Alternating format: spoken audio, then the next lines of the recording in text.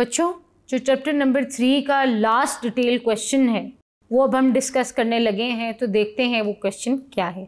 Discuss the role of agriculture in the economy of Pakistan.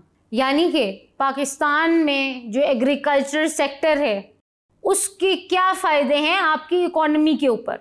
तो बच्चों ये एक बहुत इम्पॉर्टेंट क्वेश्चन है, इसके चांसेस भी हैं आने के आपके एग्ज़ाम पॉइंट ऑफ व्यू से। It's very important, so make sure कि आप इसकी अच्छी तरह प्रेपरेशन करें। तो हम जो रोल ऑफ एग्रीकल्चर को डिस्कस कर रहे हैं, तो हमने जो मेन चीज़ें डिस्कस करनी है वो पेज नंबर 76 टू 77 पे मौजूद हैं।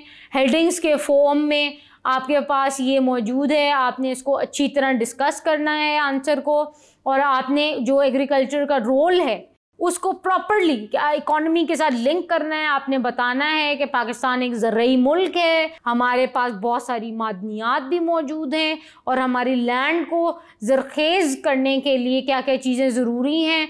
आपने प्रॉपरली हेडिंग्स लिख के एक एक को अच्छी तरह डिस्क्राइब करना है और इस तरह आपने अपना आंसर सॉल्व करना है। और बच्चों, मैं उम्मीद करती हूँ कि आपको ये MCQs और short answers and long answers अच्छी तरह समझ में आई होंगे। प्लीज़ ध्यान से अपना पेपर अटेम्प्ट कीजिएगा, बहुत ज़्यादा कटिंग नहीं कीजिएगा अपने पेपर में, बहुत ज़्यादा पैराग्राफ्स ना लिखिएगा।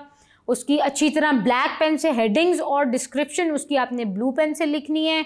बुलेट पॉइंट्स बनाएं, नंबरिंग करें और अपने पेपर को अच्छा करें और अच्छे अच्छे नंबर लें। I am Beenish Ansari, instructor of Pakistan studies at tutoria.pk।